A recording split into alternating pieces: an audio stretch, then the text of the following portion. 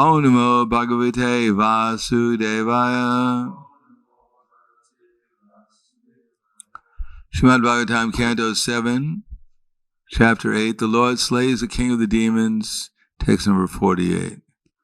Shri Manava Uchu Manavo Vayam Tava Nidesha Karino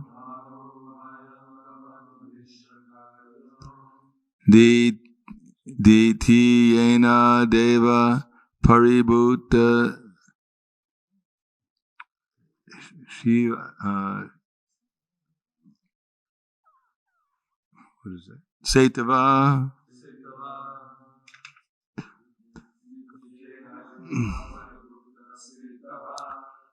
Bhavata Kala Sa Upa Samrita Prabho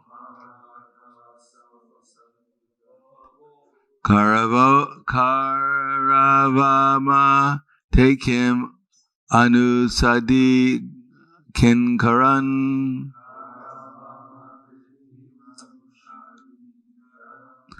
Shri Manava Uchu Manava Vayam Taba Nideshakarino Ditiyena Deva Paribhuta Seva Se Tavaha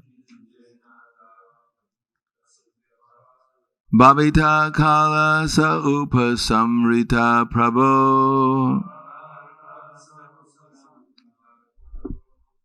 Karavama take him Anusadi Kinkaran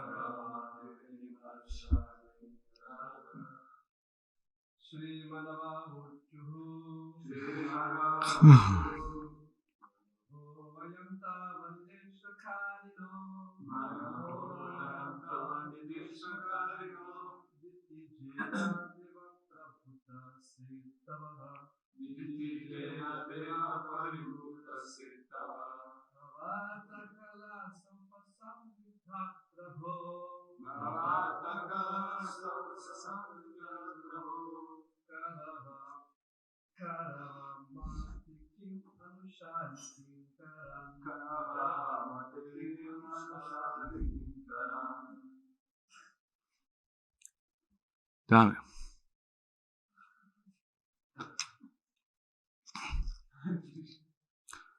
Shri Manava Uchu. All the Manus offer their respectful obeisances by saying, Manava, the leaders of the universal affairs, especially in connection with giving knowledge to humanity about how to live lawfully under the protection of the Supreme Personality of Godhead.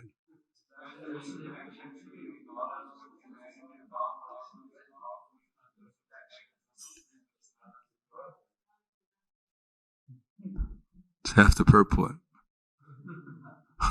Vayam, we, Tava, of your Lordship, Nidesha Karina, the carriers of the orders, Ditiyena, by Hiranyakashipu, the son of Diti, Deva, O Lord, Paribhuta, disregarded, Setava, whose laws of morality concerning the Varnashram system in human society.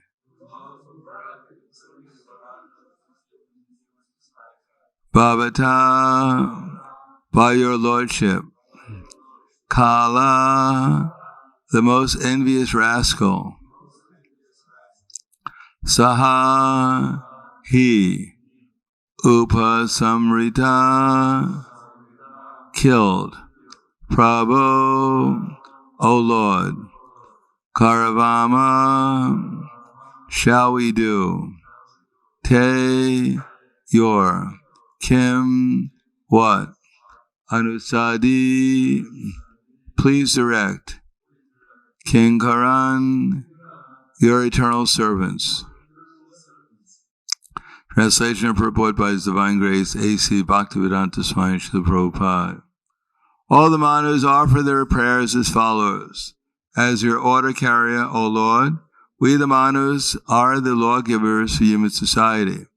But because of the temporary supremacy of this great demon, Hiranyakashipu, our laws for maintaining Varnashram Dharma were destroyed. O Lord, now that you have killed this great demon, we are in our normal condition. Kindly order us, your eternal servants, what to do now. Purport. In many places in the Bhagavad Gita, the Supreme Lord Krishna refers to the Varna and Ashram Dharma of the 4 Varnas and 4 Ashrams. He teaches people about this Varnashram Dharma so that all human society can live peacefully by observing the principles of the 4 social divisions and 4 spiritual divisions, Varna and Ashram. This make advancement in spiritual knowledge. The Manus compiled the Manu Samhita. The word Samhita means Vedic knowledge, and Manu indicates that this knowledge is given by Manu. The Manus are sometimes incarnations of the Supreme Lord, sometimes empowered living entities. Formerly, many years ago, Krishna instructed the sun god. The Manus are generally sons of the sun god. Therefore, while speaking to Arjuna about the importance of Bhagavad Gita, Krishna said, Imam Vishvate Yogam Praktavanaham Aviyam Vivishvan Manave Praha Manor Ishvakave Bravit. This instruction was given to Vivishvan, the sun god, who in turn instructed his son Manu. Manu gave the law known as Manu Samhita, which is full of directions based on Varna and Ashram concerning how to live as a human being. These are very specific ways of life, but under the rule of demons like Hiranyakashipu, human society breaks all these systems of law and order and gradually becomes lower and lower. Thus, there is no peace in the world. The conclusion is that if we want real peace and order human society, we must follow the principles laid down by the Manu Samhita and confirmed by the Supreme Personality of Godhead. Translation again. All the Manus offered their prayers as follows. As your order carriers, O Lord, we the Manus are the lawgivers for human society. But because of the temporary supremacy of this great demon Hiranyakashipu, our laws for maintaining Varnashram Dharma were destroyed. O Lord, now that you have killed this great demon, we are in our normal condition. Kindly order us, your eternal servants, what to do now. Namo Vishnuvaraya Krishna Prasthaya Bhutaya Srimate Bhaktivedanta Swami Namane Namaste Saraswatam Deve Gauravani Pacharane Nirvishesha Srinivadi Paskatyade Satarne. Bhagavad Gita, Krishna mentions that Naham Prakasha Sarvasha Yoga Maya Samavrita Mudoyam Navijananti Lokayam Ajam Avyam. That Naham Prakasha Sarvasha, I'm never manifest to the foolish and unintelligent. For them I'm covered by my eternal creative potency, Yoga Maya, and so the deluded world knows me not, for I'm unborn and inexhaustible. In other words, any conditioned soul is covered by illusion. And illusion, we actually imagine that there's no such thing as karma, there's no such thing as laws of nature, there's no such thing as the 3 modes of material nature, God doesn't exist. We are so many things out of illusion we believe.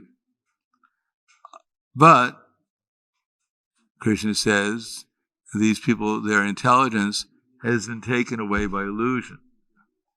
As the boat on the water is swept away by a strong wind, so even one of the roaming senses in which the mind becomes fixed can carry away man's intelligence.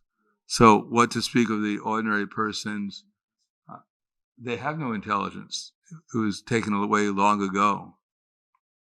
Therefore, Krishna says, Ukramantam sitim vapi, punjanava nivambit, Ukramantam sitim vapi, punjanava gunanvita, vimudo nanapashanti pashanti jnana chakshusha. The foolish, they can understand how the living entity quits his body or what kind of body he enjoys under the spell of the modes of nature, but those whose eyes are trained with knowledge can see all this clearly. In other words, people don't realize what they're doing. They don't know that they're being controlled by the modes of nature. And especially in Kali Yuga, that control means that they're going down. They're not afraid of becoming an animal in their next lifetime. When one Prabhupada was giving a lecture at one university, one student raised her hand and said, "Swamiji, you say that if I'm going to become a dog in my next lifetime, if I act like a dog. But I want you to know, Swamiji, I don't mind if I become a dog. As a matter of fact, I want to become a dog." So Prabhupada raised his hand and said, "You have my blessings."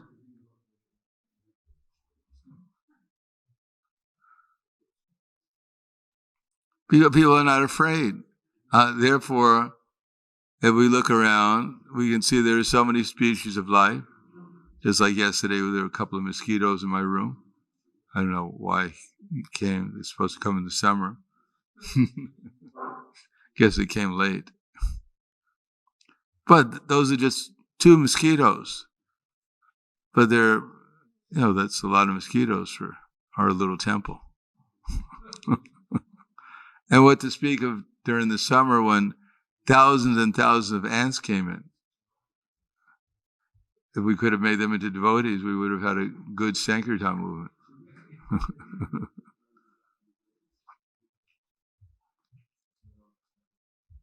There are trillions of ants.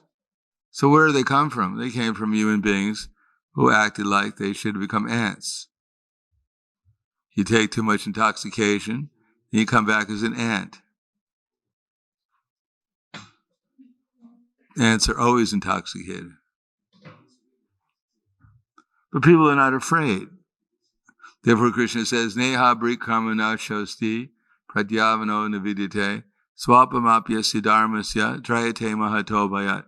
On this path, there's no loss of diminution, and even a little advancement can protect one from the greatest danger. And the greatest danger is falling into the lower species of life. Now we're so impatient, we're thinking, I've been in the Hare Krishna movement for 10 years or 20 years or 50 years. Why am I not a pure devotee? But become a mouse and wait for another 300 million years before you get a human form of life again. So if you're impatient now, why is it taking so long? Why do you risk becoming a mouse and wasting another 300 million years?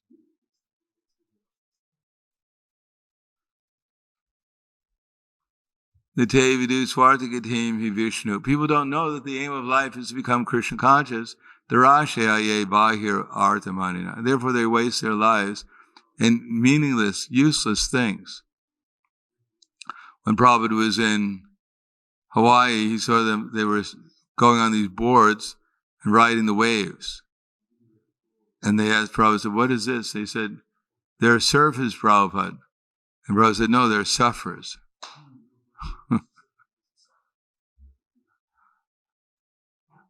What is the value of riding a wave? What do you get for it at the end? Maybe you get a broken bone or something. What do you get? Thrill. Yeah, that's why people jump. They bungee jumping. They go on. They tie they're on a rope on a building and they jump off the building. Some thrill.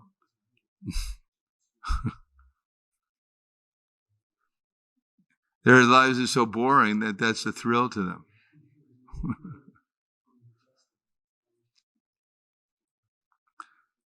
You see an old man playing what's called shuffleboard. You seen shuffleboard? What's that? Or checkers. I guess you know checkers. Checkers. Such an exciting game, checkers.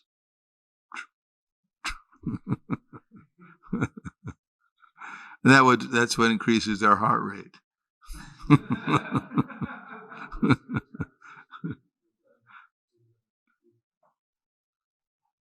And if they're asked to, do something like dancing, oh no, that's too much.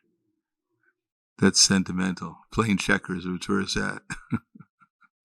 That's for real people. They play checkers.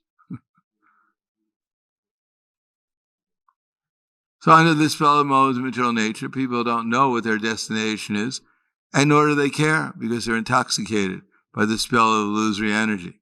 And they're actually thinking that something which is completely useless is actually supremely enjoyable. They can't live without it. They think they're the person who loves them the most in this world is their little Fifi, the little dog. The dog is licking its behind, then it licks you, and they, oh, he loves me so much.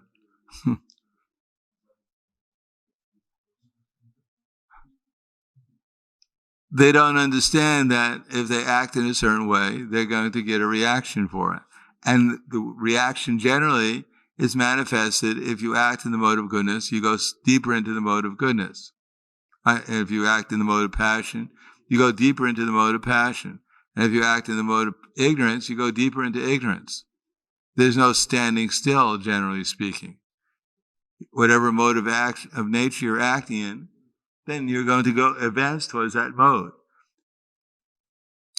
The more people act in ignorance, then the less opportunity they have to understand things as they actually are. Therefore, Krishna says, Yesham antakatam papam, jananam punya karmanam, te dvanva mohanir mukva, bhajante mam drida vrataha.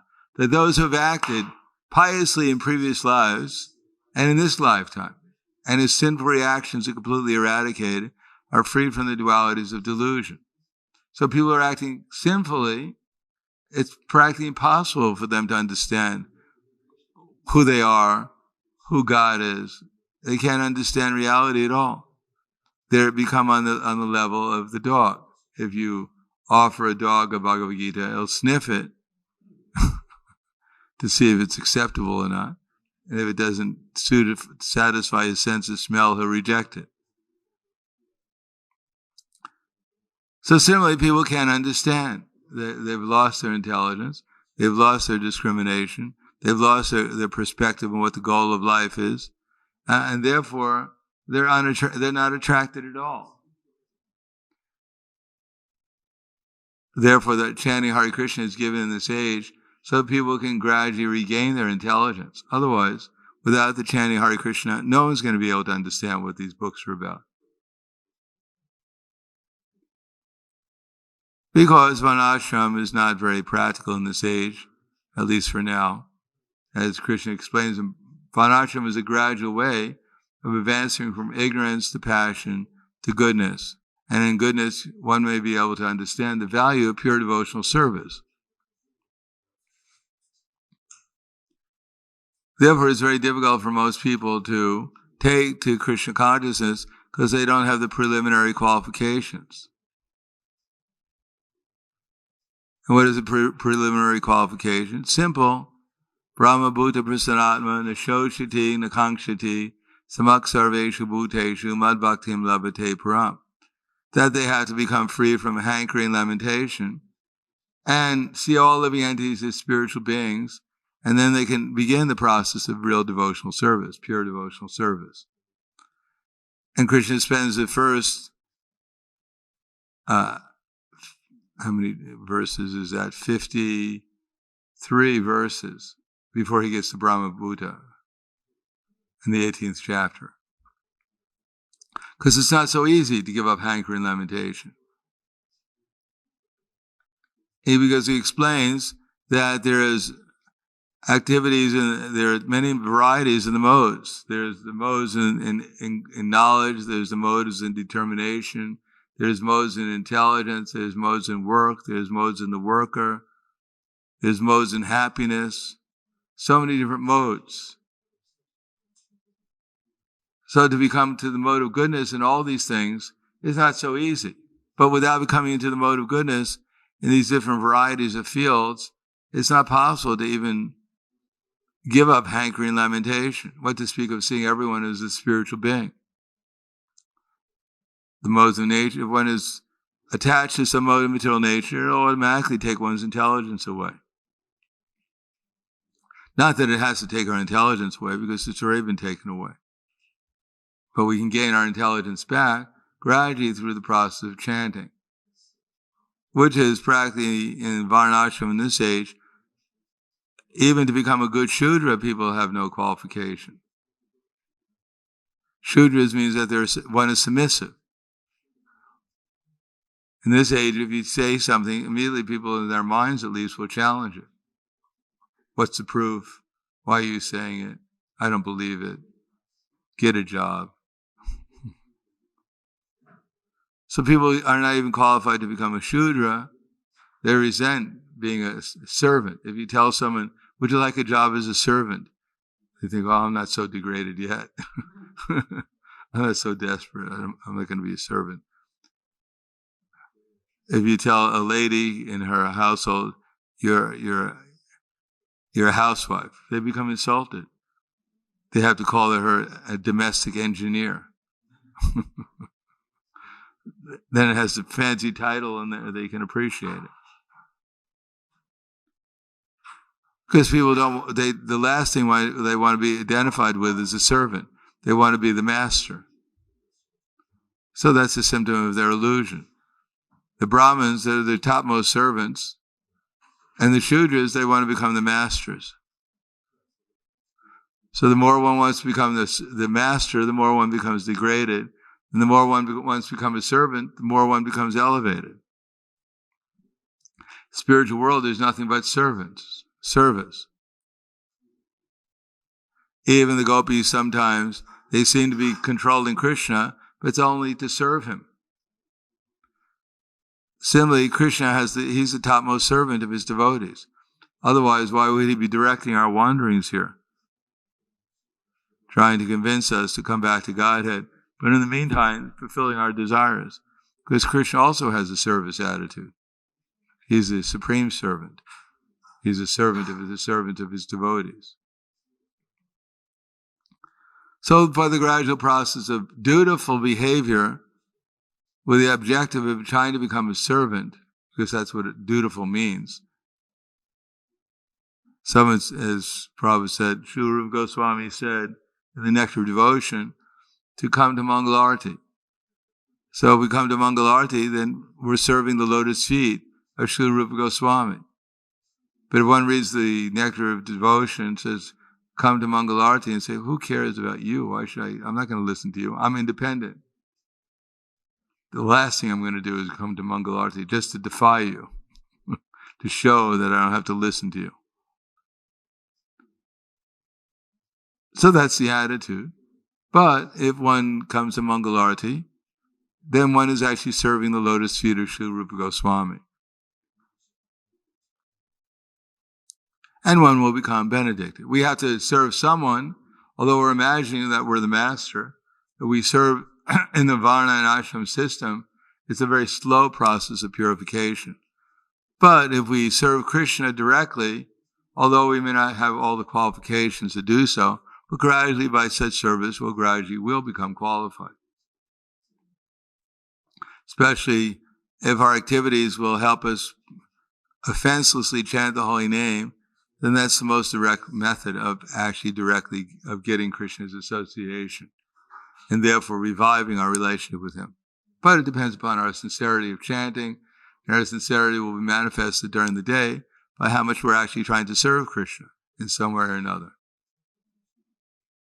Some services, of course, are more challenging and demand more, and therefore their benefit is more. And others are not so challenging, but still they're service to Krishna, and whatever service to Krishna we do will actually be beneficial for us, and to help us fix our mind upon Krishna, and therefore develop our desires to obtain him. So we're not Manus, we're not born from the sun god, but we're descendants of Manus. That's Manu means mankind.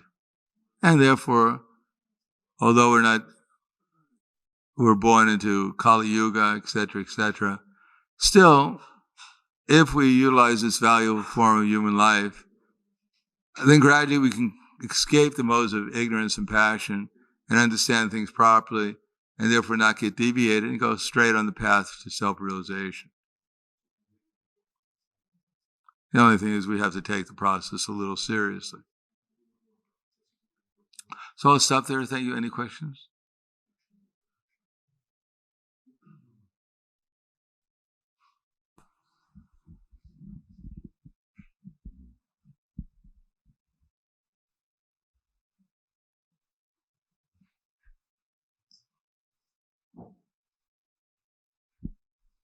Yes. Are there many manus? Are there many what? Manus, because it said manus uchuho. Yeah. 14. I think it's 14 manas. 7 manas in one day of Brahma. 14 manas in one day of Brahma. 14. But they exist simultaneously? I guess the kids are called little manas.